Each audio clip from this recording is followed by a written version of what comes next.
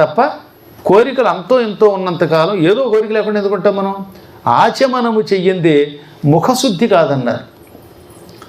కఠోరంగా చెప్పిన వాటిని ఏం చెప్పడం కాదు, ఇది అమ్మవారు చెప్పిన మాట. ఆచమనం వల్ల మంత్రము నీరు లోపల కడతాయి. ఓం కేశవాయ స్వాహ అని కొంతమంది వారి వారి సంప్రదాయాలను బట్టి వేదోక్త మంత్రాలు ఉంటాయి. త్రిరాచామహి అని వేదమంత్రంతో కూడా ఆచమనం చేస్తారు. ఓం ఓం ఓం అని సన్యాసులు కేవలం ఓంకారపూర్వకంగా నీరు తీసుకుంటారు. ఈ ఓంకారం వల్ల నీరు సాక్షాత్తు వైకుంఠ గంగాజలం అయిపోతుంది. ఆ జలం నాలిక దాటి లోపలికి వెళ్ళడంతో అప్పటిదాకా అపవిత్రమైన ఆలోచనలతోటి ఉన్నటువంటి శరీరము, నిన్నటిదాకా పాపిష్టి పనులు చేసిన శరీరము అత్యంత పవిత్రం అయిపోతుంది.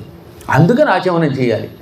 ఆచమనం తర్వాత సంకల్పం వల్ల ఏమవుతుంది, శరీరంలో కైలాసము, వైకుంఠము, బ్రహ్మలోకం అనే త్రిపురములు చేరతాయి.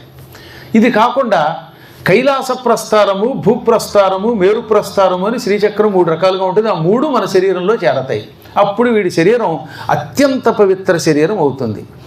యుద్ధానికి వెళ్ళిన వాడు కవచం వేసుకుని వెడితే ఆయుధాలు ఎలా తగలవో అలాగే ఆచమనం చేసి సంకల్పం చెప్పుకుంటే మంత్రములలో మనం చేసిన పొరపాట్లు మనల్ని కొట్టవు. మంత్రములలో ఉచ్చారణలో చేసే లోపములు ఆయుధములు వంటివట. యుద్ధానికి వెళ్ళినవాడికి ఆయుధం గుండెల్లోకి దిగితే చస్తాడు, కాలికి తగిలితే కాలు విరగచ్చు, ముక్కుకు తగిలితే ముక్కు తెగచ్చు. అదే ఒళ్ళంతా కవచం వేసుకుంటే ఆ కవచానికి తగిలి ఆయుధాలు కింద పడిపోతాయి. అవునా? అలాగే ఆచమనము సంకల్పము కవచం అవుతుంది. ఈ కవచం శరీరాన్ని కాపాడుతుంది. అప్పుడు వీడు ఉచ్చారణలో క ఏ అని లేకుండా కయ్యే అన్న ఆ బెడిసి కొట్టడం వల్ల వచ్చే దెబ్బ తగలదనమాట. అంటే వీడి శరీరం పాడవదు, సంకల్పం నాశనం కాదు. అందుకని ఆచమనం చేయాలి. సంకల్పం అందుకు చెప్పుకోవాలి.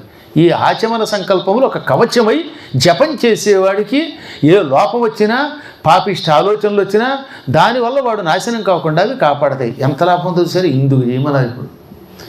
ఇప్పుడు ఇది అయిన తర్వాత అప్పుడు నీవు ఏది ముందు సంకల్పం చెప్పుకున్నాక ఏ అర్చన చేస్తావో చేసుకో. సంకల్పంలోనే చెప్పుకో, ఈ పూట లలితా సహస్రనామ పారాయణం కరిష్యే, లేదా శ్రీచక్రార్చనం కరిష్యే, కుంకుమాభిషేచనం కరిష్యే, ఇలా నువ్వు ఏం చేస్తున్నావో చెప్పుకో. అప్పుడు సంపూర్ణ ఫలితం ఇస్తాయి. ఇదొక క్రమం. ఇవన్నీ గురువుల ద్వారా తెలుసుకోవాల్సిందే. రోజు కేవలం ఉపన్యాసంలో చెప్పినా కాదు, మీ గురు పరంపరను బట్టి నేర్చుకోవాల్సిందే.